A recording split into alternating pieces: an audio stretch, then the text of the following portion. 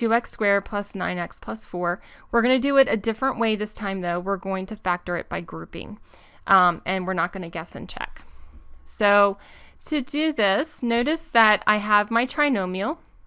In our last lesson, when we factored by grouping, we had 4 terms. Remember that we had 2 middle terms that we could have added together, but we didn't. And so what we need to create is a polynomial that is equivalent to this trinomial, but where we've separated these middle terms to have 2 middle terms instead of 1, but it still has to equal 9x. So I'm going to show you how to do this in this example, and then we'll look at the directions. I don't want to overwhelm you with the directions yet, so I'm just going to explain this, and then we'll look at the directions that you can use on your own. Okay? So to do this, we're still going to find a product and a sum. The difference is that the product is not just going to be this last term, because we have a first term here that has a coefficient greater than 1. So to get the product, you're going to multiply the first and the last term. So we're going to multiply 2 times 4. Okay, the first term and the last term, which is the third term. So 2 times 4 is 8. So our product that we're looking for is 8. The sum is still going to be exactly the same. The sum is still going to be this middle term. So the sum is going to be 9. So we're still looking for magic numbers. Magic numbers that we can multiply to get 8 and add together to get 9. And so because they're all positive, that makes this a little easier. I know that 4 times 2 is 8, but 4 plus 2 is 6, so that won't work. I also know that 8 times 1 is 8, and 8 plus 1 is 9. So that works.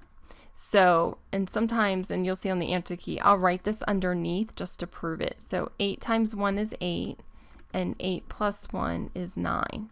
So I get my product and my sum using the same 2 numbers, 8 and 1.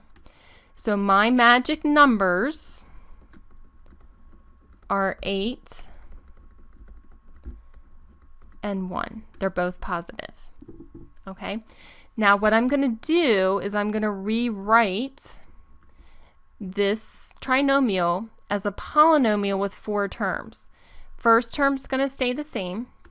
I'm going to rewrite 9x as 8x plus 1x. And then I'm going to bring down my last term, plus 4. So notice these two are still equivalent. We still have 2x squared. If I combine 8x plus x, I still get 9x. And then I still have plus 4. So they're the same in terms of, if I were to simplify this, I would get this trinomial. But I've just written it with an expanded middle. And that's what we want to do because we need to have 4 terms. Once I have 4 terms, I can split it and factor it using grouping. So this is my first group. I'm going to factor out the greatest common factor. So the greatest common factor of 2 and 8 is 2. And I have x squared and x. So I can factor out an x. What's left? 2x squared divided by 2x is x. And then 8 divided by 2 is 4. And then x divided by x is 1. So I have 2x times x plus 4. And then I also have my second group here. And I need to factor out something. Notice that I don't really have anything to factor out.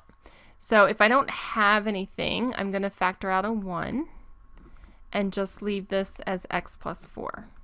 Because 1 times x plus 4 is still x plus 4. But I have to have something here to factor out.